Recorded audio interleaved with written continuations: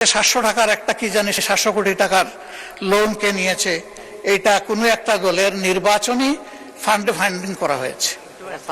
আমি এটা পরিষ্কার জানতে চাই উনি জামাতকে এটার দ্বারা মিন করেছেন কিনা।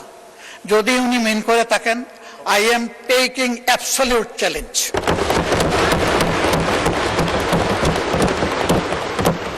তিনি এটা প্রমাণ করতে পারলে আমি তাকে একটা মেডেল দিব পার্সোনালি। এরপরে কার ছেলে কার নাতি কোন কোম্পানি, শুধু ইসলামী ব্যাংক না, যে কোনো ব্যাংক থেকে চুরি ডাকাতি অসততার মাধ্যমে কিছু নিয়ে যদি আত্মসাৎ করে থাকে, তার ব্যাপারে অবশ্যই তদন্ত করে স্টার্ন অ্যাকশন দেশের বিদ্যমান আইনে নেওয়া উচিত। এটা আমি শফিকুর রহমান হলে আমাকেও যেন স্পেয়ার করা না হয়। উনি কত 11,000 কোটি টাকার একটা রেফারেন্স দিয়েছেন, কে নিয়েছে এটা? আমি, আমার সহকর্মীরা? যদি এরকম হয়, দলের ফান্ডে যদি 1 টাকাও আসে, আমি বলবো সার্চ লাইট দিয়ে এটা তালাশ করে আমাদের বিরুদ্ধে যেন অভিযোগ।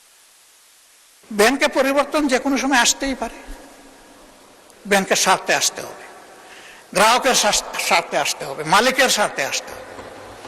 আমি এই ব্যাংকের একজন মালিক, আমার 10 টাকা মূল্যের একটা শেয়ার আছে।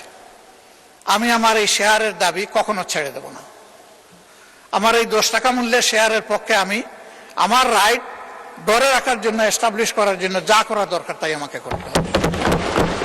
আমি তার রাজনৈতিক পরিচয় করব না, আমি করব এই ব্যাংকের একজন গ্রাহক হিসাবে, একজন মালিক হিসাবে। এইভাবে রাজনৈতিক পরিচয় থাকা কোনো দোষের বিষয় নয়। আর এই ব্যাংকের গ্রাহক শুধু জামাতে ইসলামের মানুষরাই নয়, এই ব্যাংকের গ্রাহক বিএনপির বহু লোক আছেন, আমার পরিচিত অনেক লোক আছে, অন্যান্য দলের আছে, অন্যান্য ধর্মের আছে। এটা সকলের ব্যাংক, এই ব্যাংক একক কারো না। ওই ব্যাংকের গায়ে লেখা নাই যে এই ব্যাংক এরাই শুধু সুবিধা নেবে বাকিরা পারবে না, এরাই শুধু গ্রাহক হতে পারবে বাকিরা পারবে না, এই ধরনের কিছু লেখা নাই। এগুলো হলো বানায়ট বয়ান। ব্যাংকটাকে ধ্বংস করেছেন শেখ হাসিনা এস আলমকে তার হাতিয়ার হিসেবে ব্যবহার করে। আমরা এখন স্পষ্টত দেখতে পাচ্ছি সেই এস আলমকে আবার ফিরে আসার পথ করে দেওয়া। এর প্রমাণ এই যে ডেপুটি গভর্নর বাংলাদেশ ব্যাংকের সাবেক, তিনি রংপুরের রিজিওনাল ম্যানেজার থাকা অবস্থায়, ডিরেক্টর থাকা অবস্থায় অনিয়মের 52 লাখ টাকার অভিযোগ তার বিরুদ্ধে প্রমাণিত হয়েছে। তাকে তখন শাস্তি দেওয়া হয়েছে।